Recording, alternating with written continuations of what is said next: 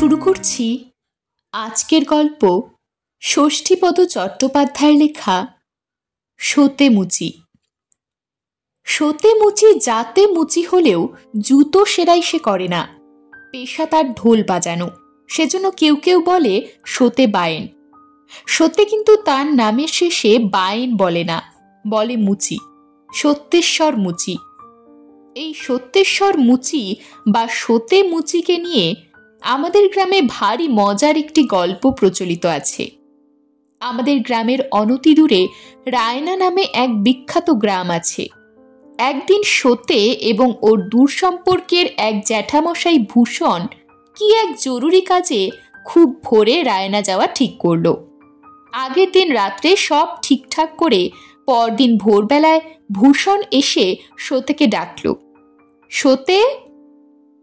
তখন নিশিভোর, আকাশ তখনও অন্ধকার, একটিও কাকপক্ষী ডাকেনি। তেমন সময় ভূষণ ডাকল, সোতে, এই সোতে! কিন্তু কোথায় সোতে? সাড়া নেই, শব্দ নেই। অবশেষে অনেক ডাকাডাকির পর সোতের বউ দরজা খুলল। ভূষণ বলল, কি ব্যাপার, সোতেকে ডেকে দাও, সকাল করে না গেলে কোনো কাজই যে হবে না। সোতের বউ আকাশ থেকে পড়ল, ও মা, এই তো খানিক আগে আপনি এসে তাকে ডেকে নিয়ে গেলেন, আবার এখন এসে ডাকাডাকি করছেন, বলি ব্যাপারটা কি? ভূষণের তো চক্ষু তখন চড়ক গাছ। আমি এসে ডেকে নিয়ে গেলাম? আমি তো এই আসছি। না, আপনি তো ডাকলেন তাকে, সেও অমনি আপনার ডাক শুনে বেরিয়ে গেল। ভূষণ তখন মাথায় হাত দিয়ে বসে পড়ল। কি সর্বনাশ! তাহলে কি হবে? একেবারে আপনার মতো গলায় কে তাকে ডাকলো তবে? ভূষণ বলল, ঠিক বলছো, আমার মতো গলা, নাকি অন্য কেউ ডেকেছে? না গো জ্যাঠা, না, অবিকল আপনার মতো গলায় তাকে ডাকলো। আমার মন বলছে নিশ্চয়ই কোনো অমঙ্গল হয়েছে তার। আপনি এক্ষুনি খোঁজ খবর নিন। আমি মেয়ে মানুষ, আমি কোথায় কি করব? ভূষণ বলল, বড় আশ্চর্য ব্যাপার বটে, নিশি ভোরে অবিকল আমার মতো গলা করে ডাকলো, আর সেও অমনি বেরিয়ে গেল। এ তো দেখছি অত্যন্ত গোলমেলে ব্যাপার। ঠিক আছে, তুমি কিচ্ছুটি ভেবো না, আমি এখনই ব্যবস্থা করছি। সঙ্গে সঙ্গে লোকজন জড়ো করে ফেলল ভূষণ। দেখতে দেখতে সকালও হয়ে গেল। তারপর শুরু হলো খোঁজাখুঁজির পালা। গায়ের সর্বত্র তন্ন তন্ন করে খোঁজা হলো সোতেকে। দুজন রায়না গেল, দুজন খণ্ড ঘষে তার শ্বশুর বাড়িতে গেল, দুজন গেল জাহানাবাদ। কিন্তু কোথায় সোতে? শুধু শুধু খোঁজাখুঁজি সার হলো। সোতের বউ তখন কান্নাকাটি শুরু করে দিল। ভূষণ বলল, কি বিপদ, খুঁজে পাওয়া গেল না বলে হাল ছেড়ে দিলে কি করে হবে? আবার খোঁজো, যেখান থেকে পারো খুঁজে বের করো তাকে। আবার শুরু হলো খোঁজাখুঁজির পালা। বন জঙ্গল তোলপাড় করা হলো, কিন্তু তবুও কোনোখানে সোতের এতটুকু চিহ্নও পাওয়া গেল না। ভূষণ বলল, পুকুরে জাল ফেলে দেখো, যদি কেউ কোনো অপকর্ম করে ডুবিয়ে রেখে থাকে তাকে। জাল নামলো পুকুরে, সোতে সেখানেও নেই। কাজেই বাধ্য হয়ে হাল ছেড়ে দিতে হলো। নিশিভোরে একজন জলজ্যান্ত মানুষ বেমালুম উবে গেল গ্রামের বুক থেকে। এই সংবাদটাই শুধু বাতাসের আগে ছড়িয়ে পড়ল সর্বত্র। দেখতে দেখতে কয়েকটা দিন কেটে গেল। একদিন, দুদিন, 3 দিন। 4 দিনের দিন ভূষণ ওর মেয়ের বাড়ি যাচ্ছিল। তখন চৈত্রের শেষ, দুপুরবেলা, খা খা করছে রোদ্দুর। একটা ছাতি মাথায় খালি পায়ে সোতের কথা ভাবতে ভাবতে পথ চলছিল ভূষণ। গায়ের প্রান্তে বাবুর মায়ের খালের ওপারে মালগড়ে বলে একটা জায়গা আছে।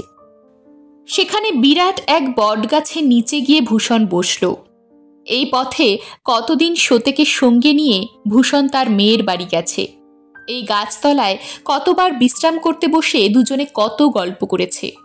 সেই সব কথাই ভাবতে লাগলো ভূষণ। ভাবতে ভাবতে সোতের জন্য মনটা তার আরও বেশি খারাপ হয়ে গেল। কি যে হলো মানুষটার, বেমালুম উবে গেল। গায়ের লোকে কত কথাই না বলছে এসব ব্যাপার নিয়ে। কেউ বলছে ওকে ঠিক নিশিতে ডেকেছে, কেউ বলছে বাঘে খেয়েছে, যার যা ইচ্ছে সে তাই বলছে। দুষ্ট লোকেরা বলছে ওসব ভূষণেরই কারসাজি, সেই নিশ্চয়ই কোনো কিছু লোভে সরিয়েছে সতেকে। শেষের কথাটা শুনলে কেমন যেন ছ্যাদ করে উঠে বুকের ভেতরটা, কিন্তু মানুষের মুখে তো হাত চাপা দেওয়া যাবে না, কাজেই যে যা বলে তা চোখ কান বুজে শুনে যেতে হয়। ভূষণ যখন গাছতলায় বসে বসে এইসব ভাবছে, সেই সময় হঠাৎ ওর পায়ের ওপর জলের মতো এক ফোঁটা কি যেন পড়ল টস করে। ভূষণ ভাবল এই নিশ্চয়ই কাক পক্ষীদের কাজ, কিন্তু কিছুক্ষণ বাদে আবার যখন আর এক ফোঁটা পড়ল, তখন আর সন্দেহভঞ্জন না করে পারল না। ব্যাপারটা কি দেখবার জন্য ওপর দিকে তাকাতেই মাথাটা গেল ঘুরে। যা সে দেখতে পেল তা সচক্ষে দেখেও যেন বিশ্বাস করতে পারল না। ভূষণ দেখতে পেল সেই বটগাছের অতি উচ্চে 3টি মোটা মোটা ডালের ফাঁকে চুপচাপ শুয়ে আছে সতে, আর তারই কাতর 2টি চোখ বেয়ে টপ টপ করে ঝরে পড়ছে সেই জলের ফোঁটা। সতেকে দেখতে পেয়েই ভূষণ লাফিয়ে উঠল, সতে, এই সতে! কিন্তু কে দেবে সাড়া? সাড়া নেই, শব্দ নেই। সতে শুধু চেয়ে চেয়ে দেখছে। ভূষণ আবার ডাকল, সতে রে! সতে এবারও সাড়া দিল না। ভূষণ ফের ডাকল, এই সতে, ওখানে শুয়ে আছিস কেন? আমি জ্যাঠামশাই, আমাকে চিনতে পারছিস না? সতে নিরুত্তর। ভূষণ বুঝল গতিক সুবিধের নয়, এর মধ্যে নিশ্চয়ই কোনো ভৌতিক ব্যাপার রয়েছে, নয়তো মাথা খারাপ হয়েছে সতের। কিন্তু ভৌতিক ব্যাপারই যদি হয়, তাহলে তো একে এখানে একা ফেলে রেখে কাউকে ডাকতে যাওয়া ঠিক হবে না। ততক্ষণে মাল পাচার হয়ে যাবে, তারপর তন্ন তন্ন করে খুঁজে মরে গেলেও আর কোথাও পাওয়া যাবে না তাকে। অথচ ওকে ওখান থেকে নামিয়ে আনাও আমার একার কর্ম নয়। যাই হোক, ভাগ্যক্রমে হঠাৎ সেখান দিয়ে ভূষণেরই এক চেনা লোক যাচ্ছিল। ভূষণ তাড়াতাড়ি তার কাছে গিয়ে তাকে সব কথা খুলে বলে গাছতলায় নিয়ে এলো তাকে।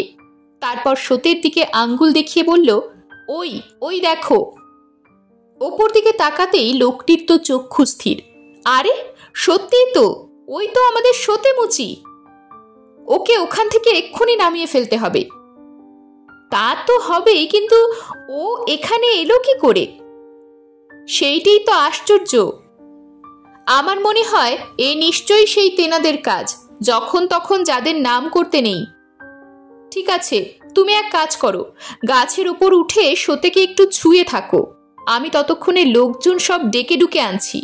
না হলে ওকে ওখান থেকে টেনে নামানো তোমার আমার কর্ম নয়। এই বলে লোকটি দ্রুতপদে গ্রামের দিকে চলে গেল, আর ভূষণও তৎক্ষণাৎ গাছে উঠে ছুঁয়ে ফেলল সতেকে। তারপর লোকজন এলে সবাই মিলে ধরাধরি করে সতেকে নামানো হলো, পালকিতে শুইয়ে বাড়ি নিয়ে যাওয়া হলো। রোজা এসে ঝাড়ফুঁক করতেই অনেকটা সুস্থ হলো বেচারা। দিন কতক পরে যখন সে একেবারে সুস্থ হয়ে উঠল, তখন একদিন সকলের কাছে সবকিছু সবিস্তারে খুলে বলল সে। সতে বলল, সেদিন ভোরবেলায় ভূষণের মতো গলা করে কে যেন তাকে ডাকলো, আর সেও অমনি মন্ত্রমুগ্ধের মতো বেরিয়ে এলো সেই ডাক শুনে। কিন্তু বাইরে এসে কাউকেও সে দেখতে পেল না। তখন কেমন যেন সর্বশরীর ছমছমিয়ে উঠল তার। এমন সময় হঠাৎ সে বুঝতে পারল তার পায়ের তলা থেকে মাটি ক্রমশ যেন সরে সরে যাচ্ছে এবং অনেক উঁচুতে উঠে যাচ্ছে সে। তখন সে কতবার চেষ্টা করল চিৎকার করে কাউকে ডাকবার, কিন্তু তার গলা দিয়ে তখন এতটুকু শব্দ বের হলো না। কেমন যেন বোবা হয়ে গেল সে। তারপর বাতাসে ভাসতে ভাসতে খালের ধারে ওই বটগাছের ডালে গিয়ে আটকে গেল। সেই থেকে 3-4 দিন ওইখানেই ওই গাছের ডালেই একভাবে কেটে গেছে তার। ওই গাছের তলা দিয়ে কত লোকজনকে সে যেতে আসতে দেখেছে, কিন্তু বহু চেষ্টা করেও গলা দিয়ে এতটুকু শব্দ বের করেও কাউকে সে ডাকতে পারেনি। সারাটা দিন যে কিভাবে কাটতো তার, তা একমাত্র সেই জানে। সন্ধ্যের পর সে দেখতে পেত কিম্ভূত কিমাকার 2টো মুখ ভাটার মতো চোখ বের করে এগিয়ে আসতো তার দিকে, আর সারা রাত ধরে তারা লকলকে জিভ বের করে অবিরাম তাকে চাটত। চেটে চেটে তার শরীরের সমস্ত রক্ত চুষে খেত তারা। তারপর ভোর হলেই আবার ওকে ফেলে রেখে চলে যেত। সারাদিনে আর আসতো না, সেই সন্ধ্যের পর আবার আসতো। সত্যের মুখে এই অবিশ্বাস্য কাহিনী শুনে অবাক হয়ে গেল সকলে।